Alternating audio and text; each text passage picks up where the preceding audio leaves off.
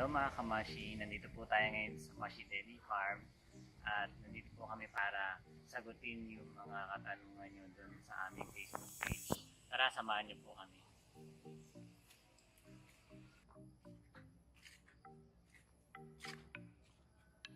For our first question, may nagtanong na indoor po ba o outdoor yung pagmamashroom?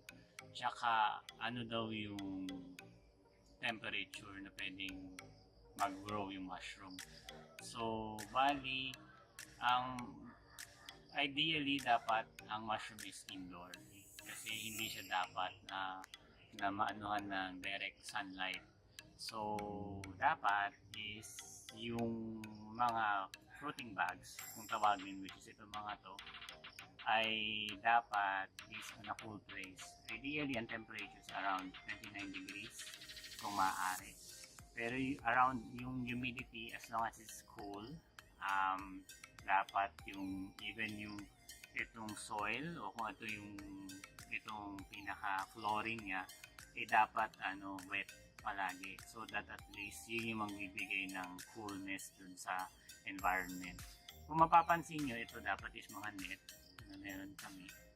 So, ito is para makapasok pa rin yung mga hangin papunta dito sa mga mushroom bags. Hindi dapat siya makulog. Dapat merong hangin pumapasok. Pero it doesn't mean na dapat yung hangin is malakas. So, kailangan din natin ng tela, which ito nasa baba nito yung net. And ito yung tela na kung saan, kasi may mga hangin na pumapasok sa ilalim. Tsaka kailangan din lumabas yung hangin pagka nakapasok. So, dapat yung hangin is magsi-circulate siya pero hindi ibig sabihin makukulog. Dapat may paglalabasan pa rin siya. And that's it, para yung fruiting bag nyo ay maging malusog kasi kailangan din ng hangin ng mushroom. Yung next question natin is kung ano-ano daw ang mga kailangan sa pagmamashroom. Siyempre ito, sasagutin natin ngayon. Ang una, kailangan natin ay fruiting bag. So, yung fruiting bag, gawa ito sa sawdust, lime, and molasses. So, with special halo nito.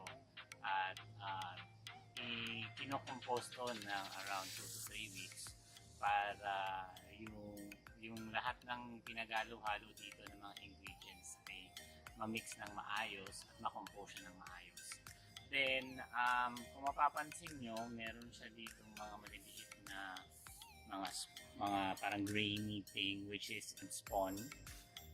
Ito ay gawa sa sorghum. So kung mapapansin mo to, may mga maliliit na buto